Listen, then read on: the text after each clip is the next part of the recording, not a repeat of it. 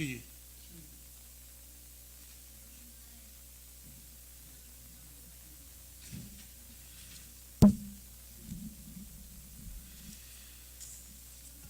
أعوذ بالله من الشيطان الرجيم بسم الله الرحمن الرحيم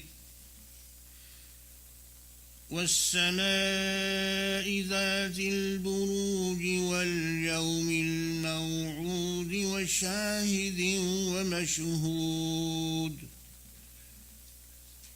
قتل أصحاب الأخدود النار ذات الوقود إذ هم عليها قعود وهم على ما يفعلون بالمؤمنين شهود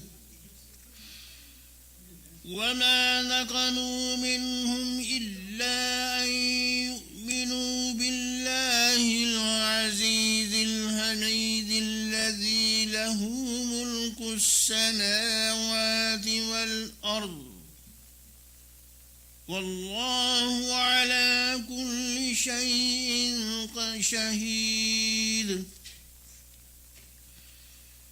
إن الذين فتنوا المؤمنين والمؤمنات ثم لم يتوبوا فلهم عذاب جهنم ولهم عذاب الحريق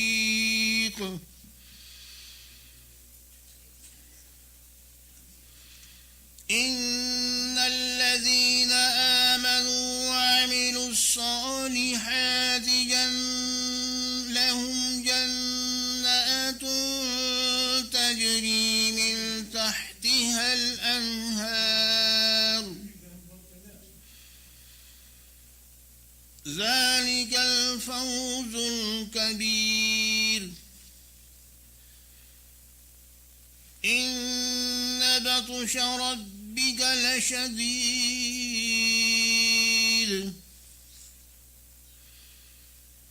إنه هو يبدئ ويعيد وهو الغفور الودود ذو العرش المجيد فعال لما يريد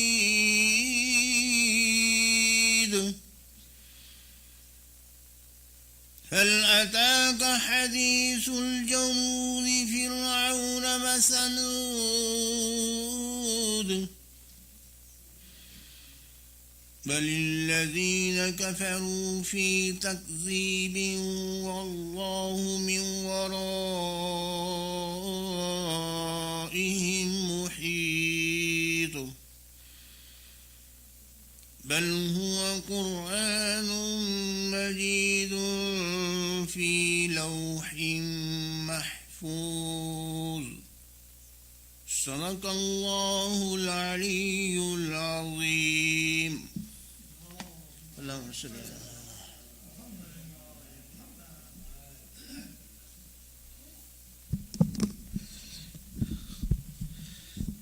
على محمد وعلى محمد صلوات اللهم صل على محمد وعلى محمد.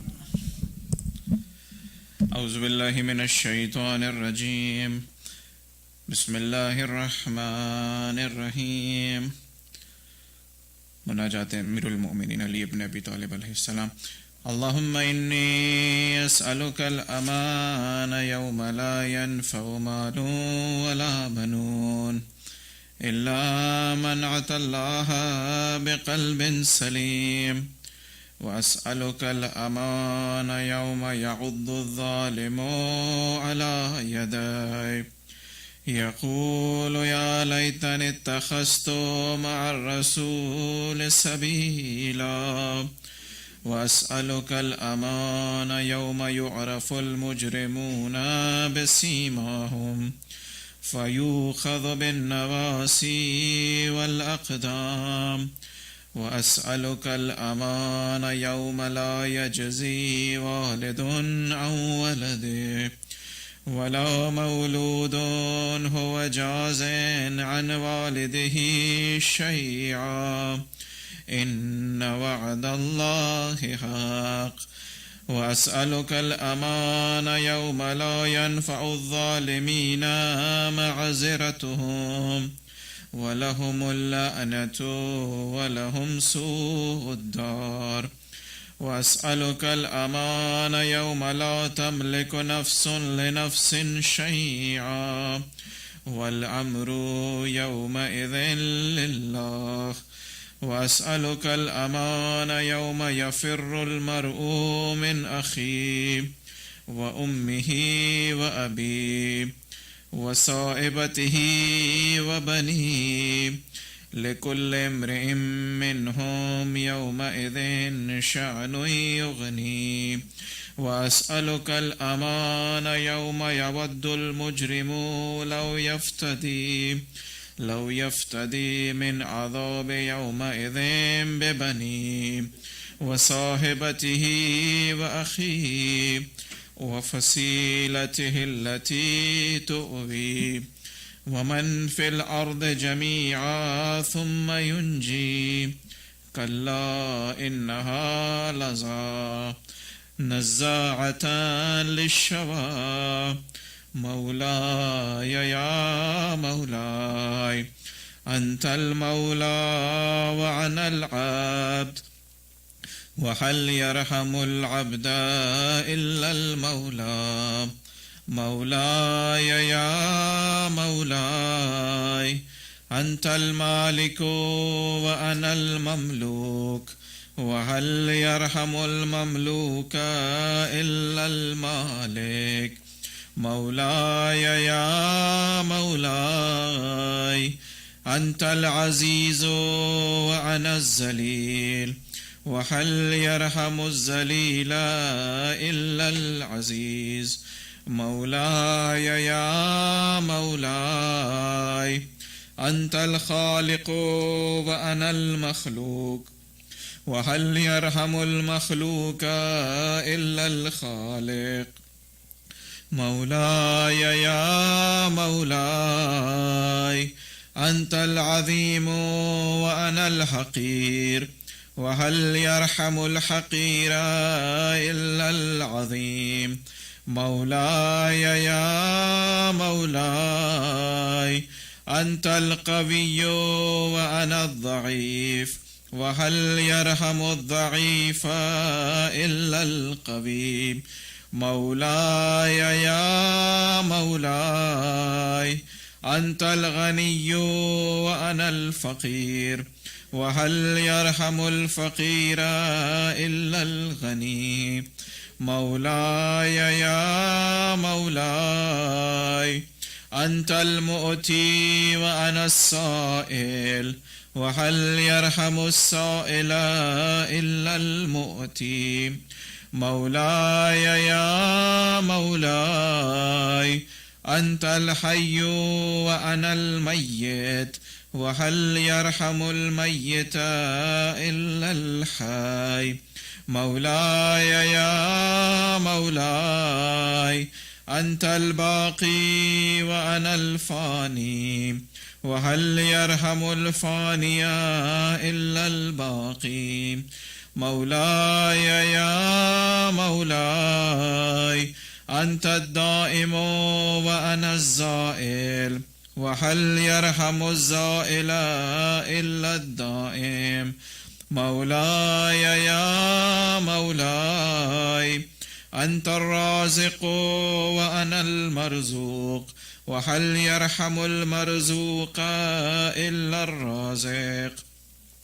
مولاي يا مولاي أنت الجواد وأنا البخيل وهل يرحم البخيل إلا الجواد. مولاي يا مولاي أنت المعافي وأنا المبتلى وهل يرحم المبتلى إلا المعافي. مولاي يا مولاي أنت الكبير وأنا الصغير وهل يرحم الصغير إلا الكبير مولاي يا مولاي أنت الهادي وأنا الضال وهل يرحم الضال إلا الهادي مولاي يا مولاي أنت الرحمن وأنا المرحوم وهل يرحم المرحوم إلا الرحمن مولاي يا مولاي أنت السلطان وأنا الممتحن وهل يرحم الممتحن إلا السلطان مولاي يا مولاي أنت الدليل وأنا المتحير وهل يرحم المتحير إلا الدليل مولاي يا مولاي أنت الغفور وأنا المذنب وهل يرحم المذنب إلا الغفور مولاي يا مولاي أنت الغالب وأنا المغلوب وهل يرحم المغلوب إلا الغالب مولاي يا مولاي أنت الرب وأنا المربوب وهل يرحم المربوب إلا الرب مولاي يا مولاي أنت المتكبر وأنا الخاشع وهل يرحم الخاشع إلا المتكبر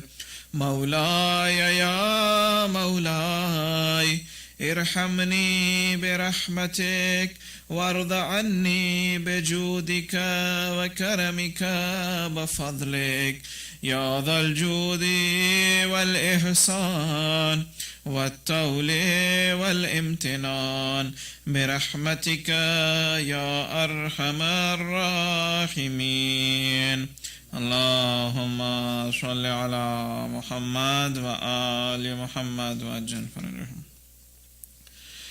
So our tonight's speakers are Dr. Haider Shirazi and Hammad Shirazi.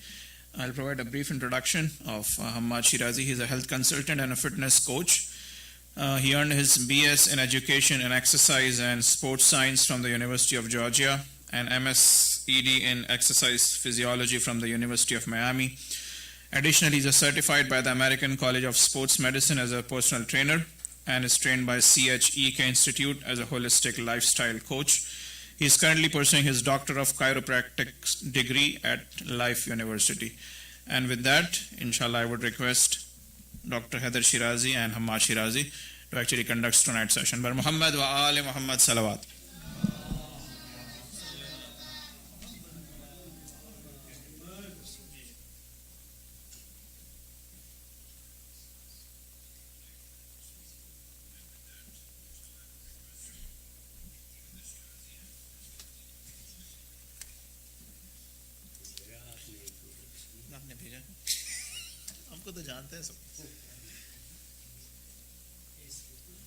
Dr. Haider Shirazi is a heart specialist as well as he is one of the trustees of Zainabia Center. For how long? Almost over 40 years. 40 years, mashallah. For almost over 40 years. Still practicing and young as usual, mashallah.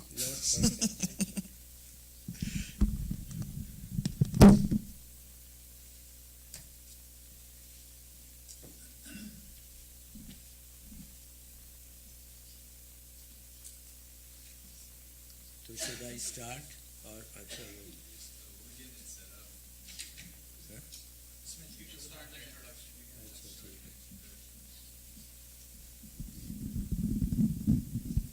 बैठ के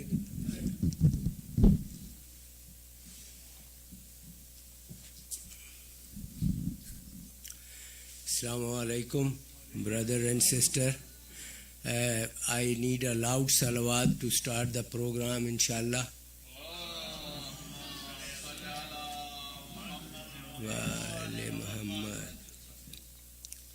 So I think our topic for discussion tonight is heart health.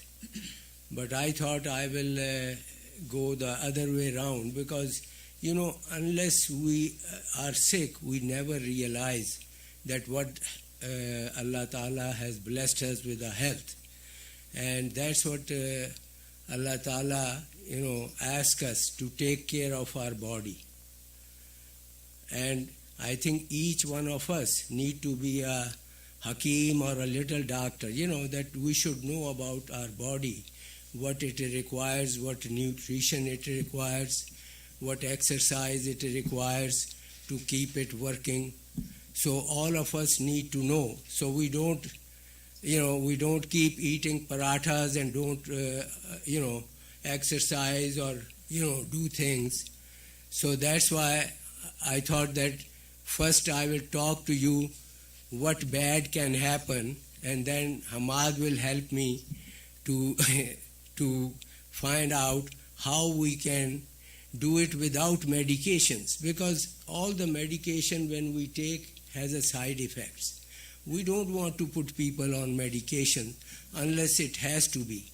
So that's why it's very important to really take care of yourself before you get there, because that is not the right way to take care of yourself. Because once you have a stroke or a heart attack, then you are, it's too late, what we call in our, because the life is already cut short few years when it happens. So I think what I will do is just to talk briefly. Let me take this out. So if you will go to the next slide. Okay. So like I said, that I will go over first what is the bad news first, and then give you the good news through Hamad, that how we can bring it back and work it without medications and with lifestyle modification to get our body back to be working. So these are, basically the problem we have is a blood vessels problem. The blood vessels, when we don't eat right, when we don't exercise, and when we don't follow fasting or, whatever has been advised, that we keep collecting cholesterol particles in our arterial wall. And that can present, if it goes to the heart, it can cause, in the coronary arteries, it can cause heart attack. Angina is just the chest pain, which is one of the symptoms.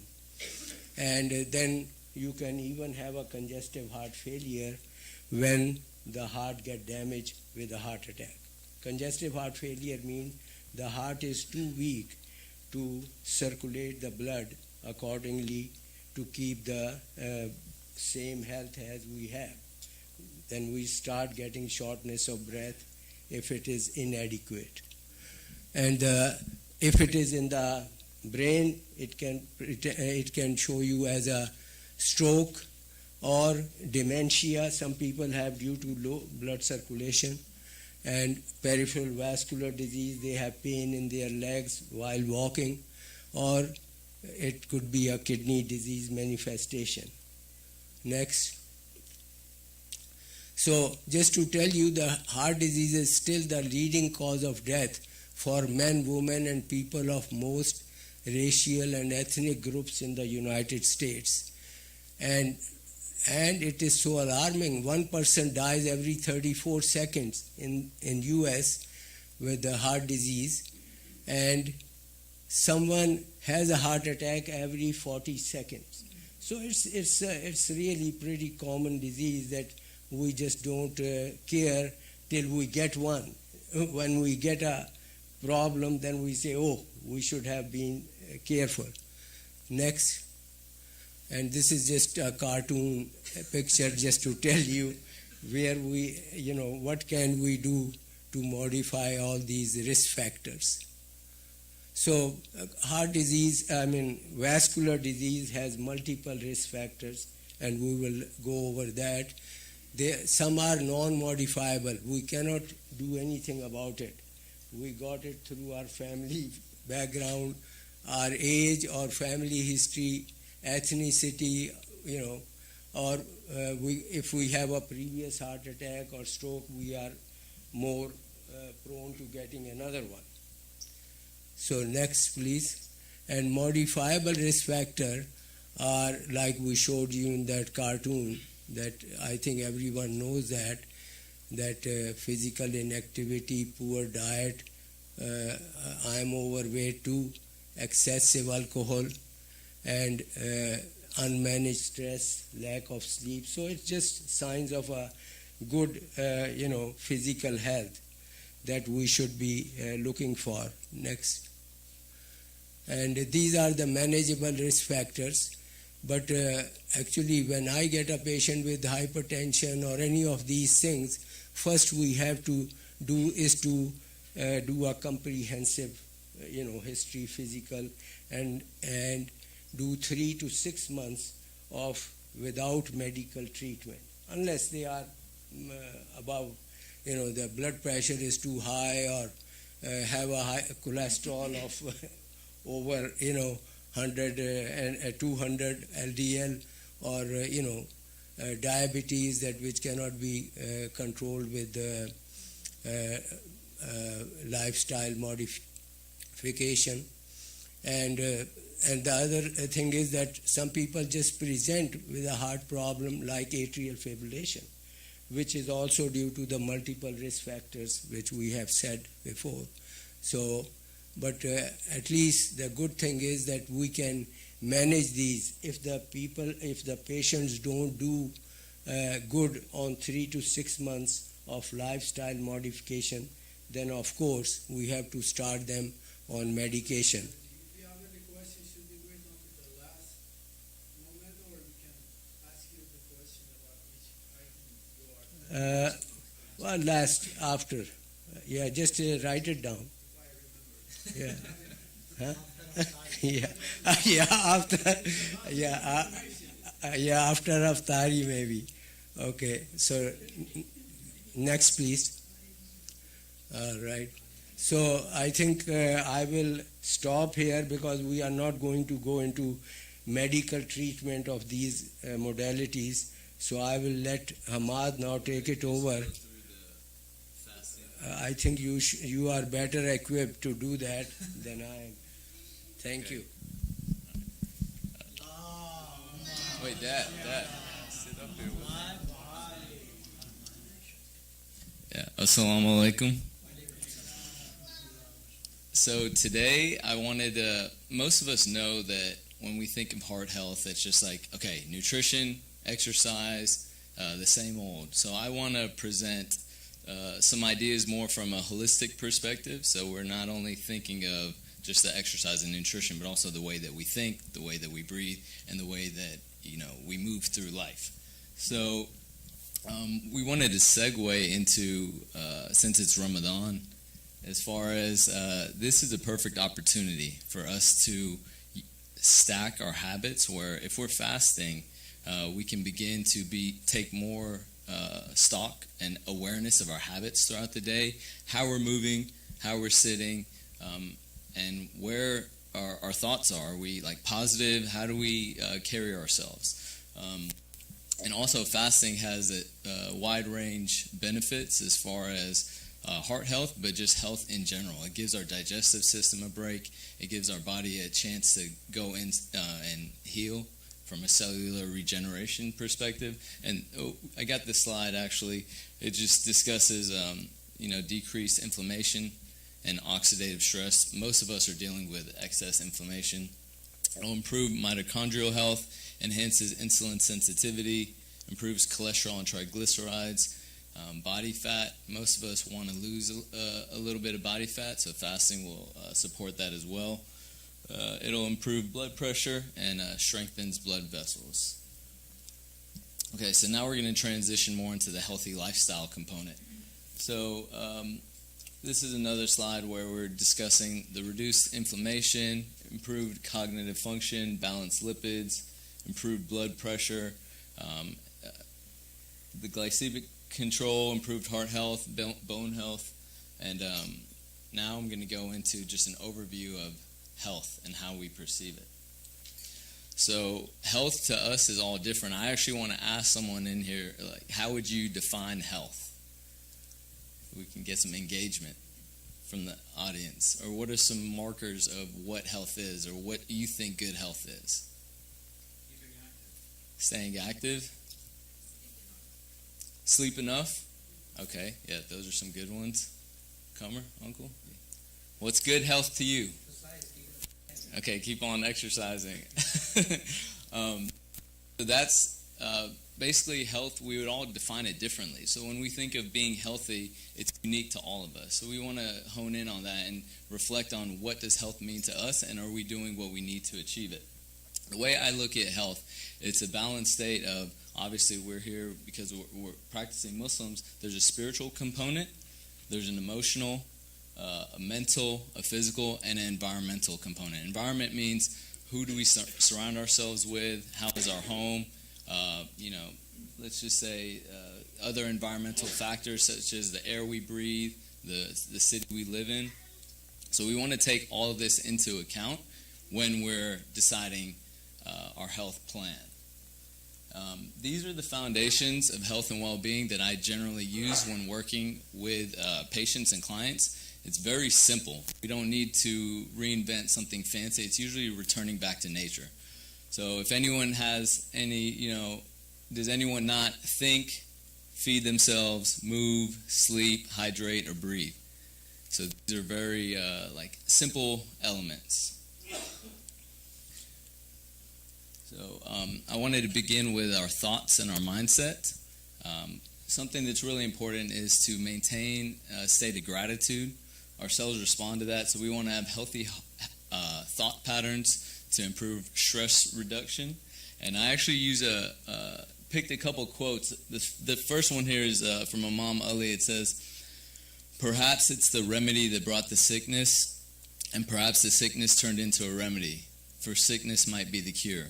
Now, this is a little bit esoteric, but the reason I chose it was to get us to begin to think differently about health. Let's say that if we have a knee pain, we think that knee pain is bad, but actually it could be something that's showing something in our lives that's out of balance. So I generally think of pain as a teacher that's showing us where to turn to and where to look so that we can, begin to contemplate more. This next quote is, "The Islamic purpose thing is to create taqwa, the soul's own immune system, which develops resistance to spiritual diseases and sin." So this is also just beginning to look at things a little bit differently and holistically. And this is from Dr. Joe Dispenza. He's a neuroscientist and actually a chiropractic doctor. I'm a big fan of his work as far as rewiring the brain into having more positive perceptions. And he says, "Thoughts are the language of the brain, and feelings are the language of the body. How we think and how we feel creates our state of being." So a lot of us sometimes when let's say we have an ache or illness or sickness, we come into like a victim consciousness. We think that why is this happening to me? Poor me. So sometimes we can reframe that. And it's like, what is this showing me? What is this teaching me? How can I utilize this as a springboard to be a better person, to actually have better health in the long run?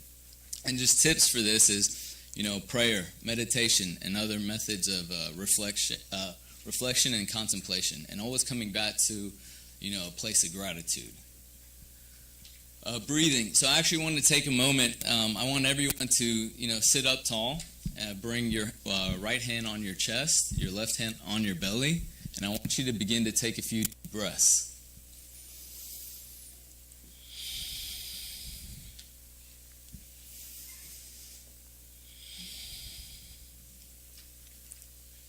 And then if we have any volunteers, will anyone mention if they're breathing more into their belly or more into their chest?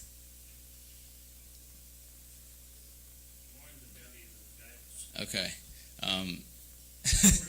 More in chest, yeah. So the reason,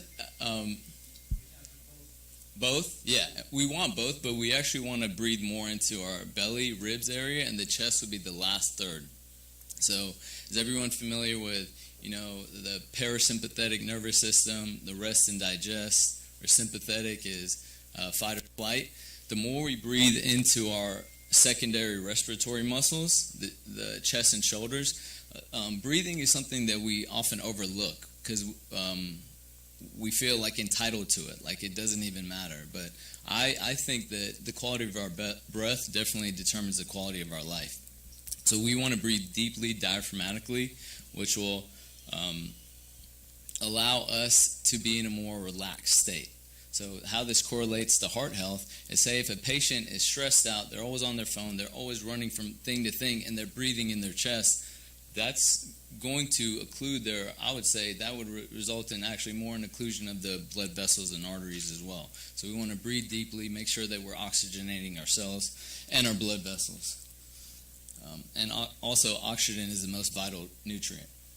Hydration, we all know just to drink water. And now it's Ramadan, we're all, waiting eagerly to break our fast. So something I want to remind each one of you is, when we breathe, the saying that it'll come later in the slide is the Taoists actually say, chew your water and drink your food. So you want to swish the water in your mouth and take your time drinking the water. And especially if our body's been fasting all day, we don't want to just flood the system with water and then food and just be so excessive because that's stressful to the digestive system. So we want to take our time, and our body is primarily comprised of water. So we want to make sure that we're hydrating ourselves. In Ramadan, things are a little bit different. I like to use half your body weight in ounces as like a general place to begin. So it's like, how much should I drink? But that depends on your weight, your metabolic needs. Each one of us has unique needs. But in Ramadan, it's harder to get that amount in. So we want to make sure that we're doing the best that we can. And electrolytes is, you could even put a pinch of sea salt in your water. This is also something that it's really challenging to give general recommendations because each one of us needs something differently. So I just want to bring ideas. I'm not necessarily giving advice for anyone. Just an overview of nutrition. We want to seek out high quality ingredients as best as possible. So for us, halal, also organic, a whole food based diet. We want to eat things closer to nature. So the less processing there is, the less, processing in even the cooking. We want to make sure that we're as close to nature as possible. That will give our cells the best ability to utilize the nutrition. Something else is we could think of consuming the rainbow as far as like vegetables and fruits. We're getting all our variety of micronutrients and macronutrients. Movement. So posture, this is a big thing. I've always thought of this coming to like centers is most of us we sit hunched over. So posture is actually the beginning and end of any movement. So we really want to take care of that because our spine and our brain is governed by our central nervous system. So when we're like this, our body language is in more of a defeated pose, which actually will affect the neurology of our brain as well and will shut off muscles in our core, and it may cause micro injuries in our low back or our vertebrae.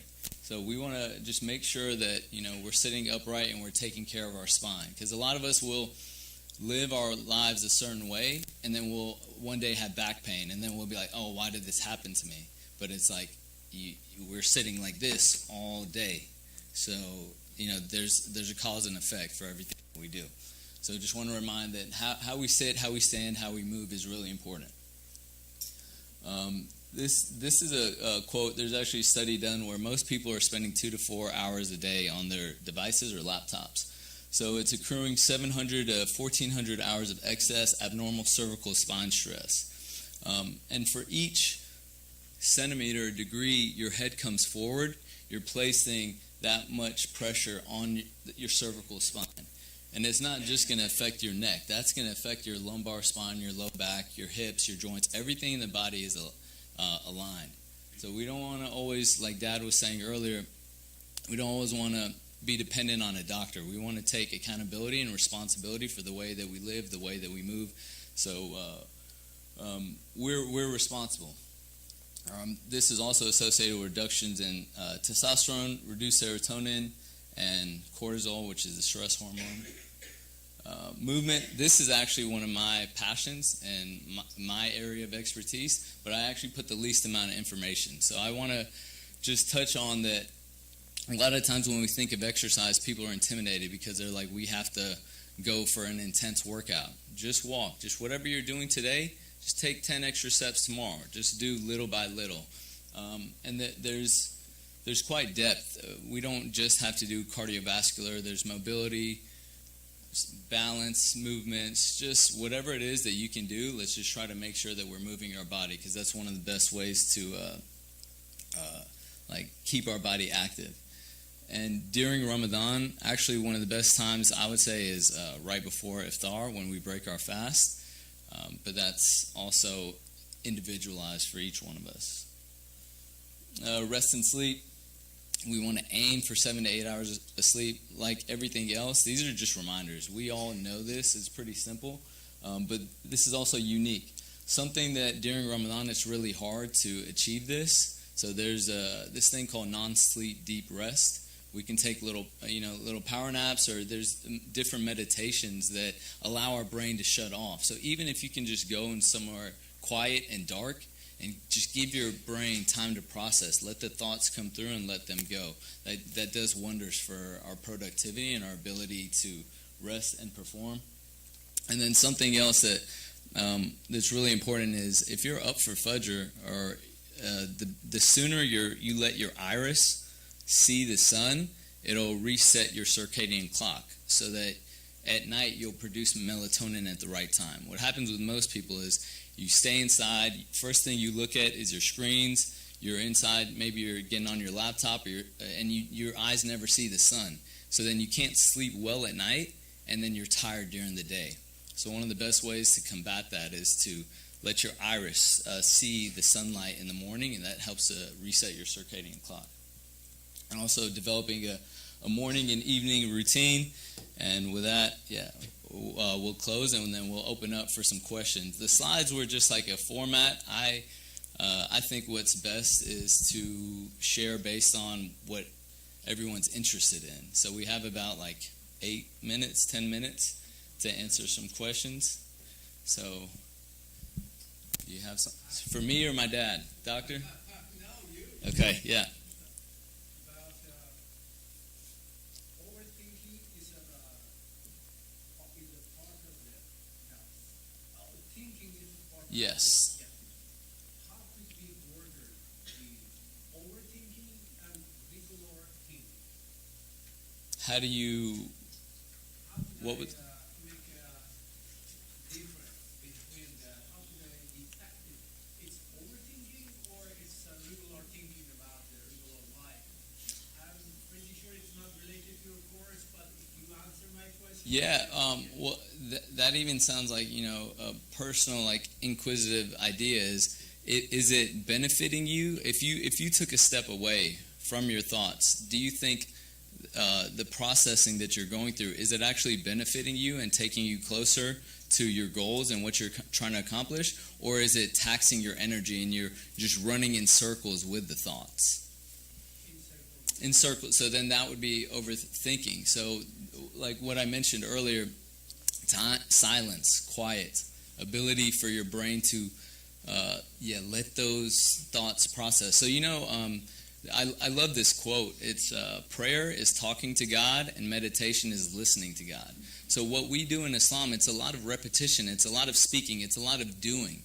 But for as much of the things that we're doing, we need to be listening. So it's just like if we're talking to someone and see, I'm talking, I wish everyone had a voice. If one person is talking, you don't necessarily get a chance to speak. So we want everything to be mutual. So if we're, About the first part of the Dr. Shirazi's speech was about effect of the heart situation in our life. That's what I'm trying that's what which part specifically? that part is malfunction of the kidney or maybe digestive system. Is that right? Yeah. Could you explain a little bit more about it if there is not another question? Yeah, basically, what I was talking, that it's a vascular disease.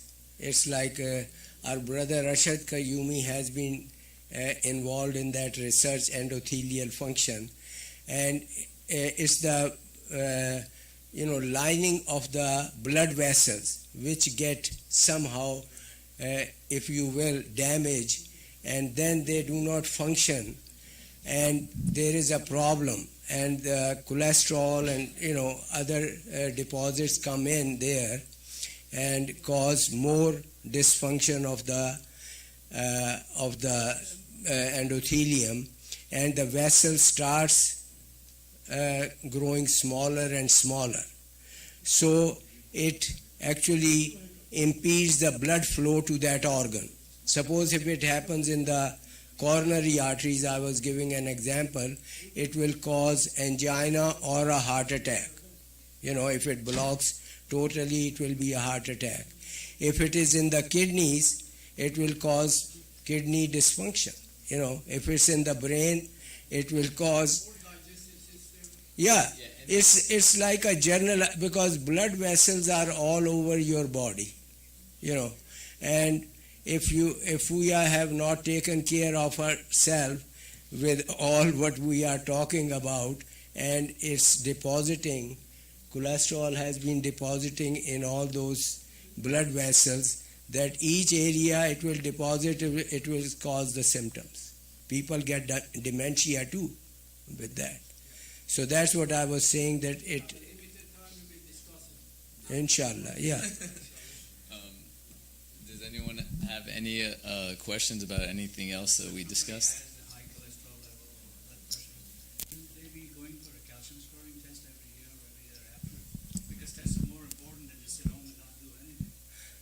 Well, that's what my initial comment was, that if you have a high blood pressure or cholesterol or high blood sugar, that's where we start. We start you on a 3 months of aggressive lifestyle modification, including dry fast or wet fast, if you will, and see if you can bring that back. If people can control blood pressure, I have seen in my patient, but those are, we are talking borderline blood pressures.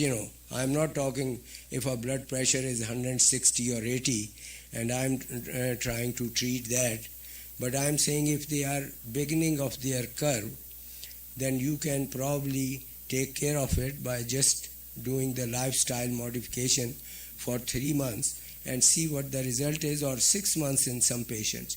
And if you lose weight and you can improve diabetes, you can improve high blood pressure, and and overall health, because health is not just these organs, it's overall health and your positive thoughts and meditation and fasting, because fasting has really a role that is keep coming back to us, that we should work on it, that we should do it not just Ramadan but all throughout the year. Thank you.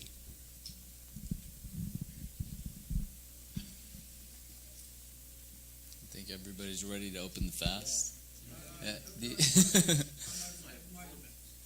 Last question, you or maybe Dr. Ayumi may answer my question. It's about if any stroke or any something like that happens to the brain, is that fasting a good thing for that or not? I heard before fasting for heart is good, but I'm not sure if it is good for brain, education, or anything like that. Let me try first answering, and if I can, Dr. Qayyumi will take it over. So basically, we are not saying fasting is good for one entity or the other. I don't know, because if you have a stroke, first we have to really find out why did you get a stroke.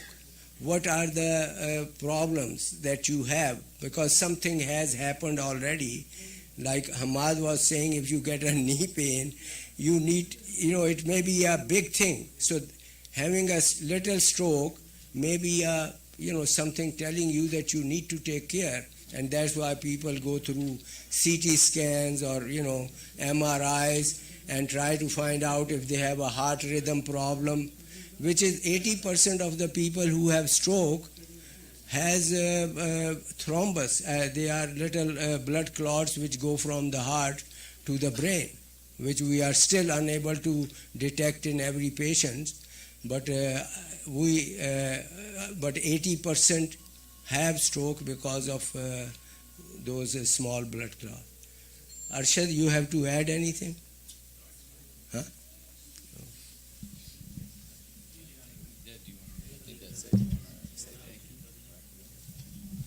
Well, thank you everyone. We have a good gathering here, and we have good interesting questions. And I'm sure you enjoyed Hamad talk, that he has gone through all the non-medical treatment and really work on the general health. That we have to be aware, and we have to take care of our body as God has asked us to do that. Thank you. Yeah, thank you.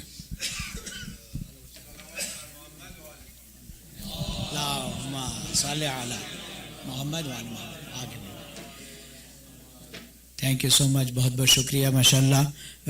One heart, one question. Okay, so इंशाल्लाह अल्लाह सुब्हानहू व तआला आपकी इस काविश को कबूल फरमाए. Excellent, Dr. Hamad, mashallah, very nice presentation. Please recite Surah Fatiha for all marhum mu'minin mu'minat, especially grandfather of brother Kazim, Nazar Hussain Shah, and Nani Nazir Begum, marhuma Fawzia Begum, and Shahnaz Begum, and brother Abbas, and sister Misbah ke Dadhyali Ninhali, ख़ानदान के जो भी मरहूमिन हैं उनके लिए, और brother Ali Kazmi के ख़ानदान के मरहूमिन के साथ, अपने अपनी अमवात के साथ मेरी अमवात को याद रखते हुए, रहमल्लाहु मन क़रा अल-फ़ातिहा मअस सलावात, अल्लाहुम्मा सल्लि अला मुहम्मद व आलि मीसम.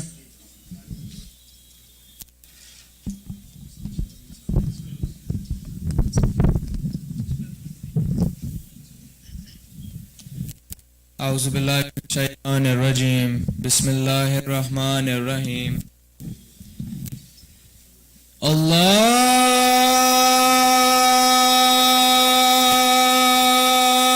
أكبر الله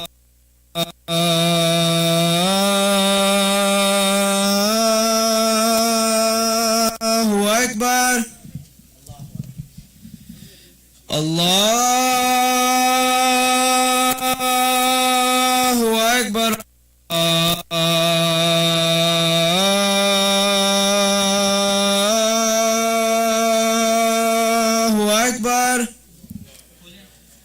أشهد أن لا إله إلا الله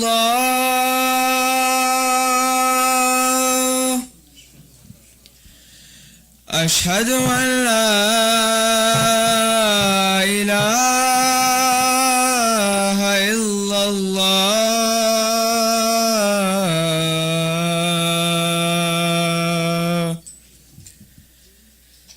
أشهد أن محمدا رسول الله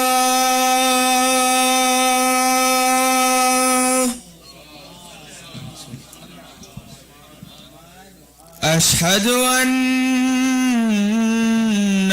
محمدا رسول الله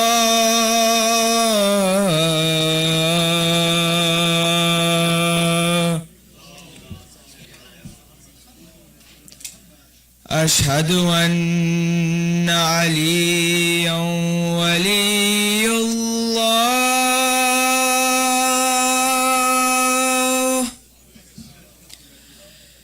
أشهد أن عليا حجة الله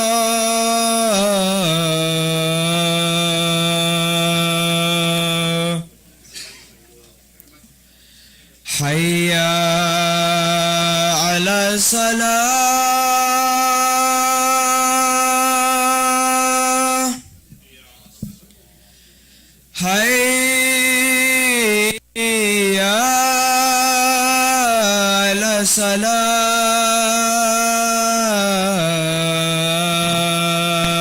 الصلاة حي على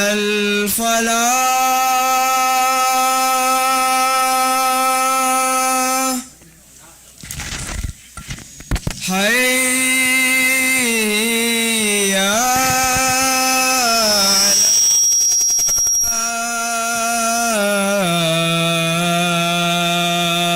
على حي على خير العمل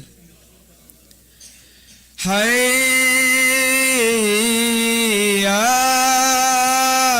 على خير العمل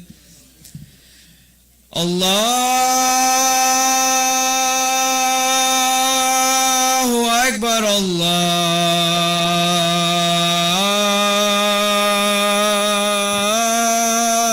الله أكبر لا